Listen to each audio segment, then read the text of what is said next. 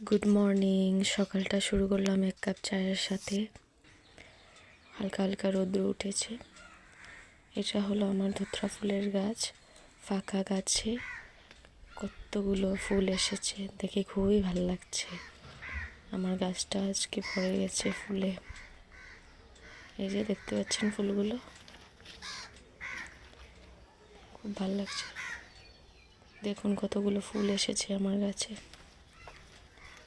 শীতের দিনেই দেখি শুধু ফুল ফুটে এই গাছে।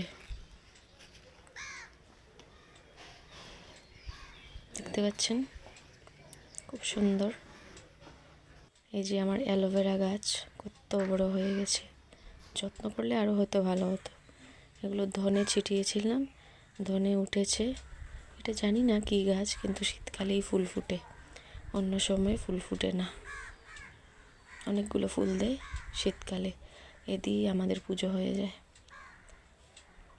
কখনো কখনো কিনতে হয় ফুল বাজার থেকে, কিন্তু এটা রোজকার দিন পুজো হয়ে যায় এই ফুলে।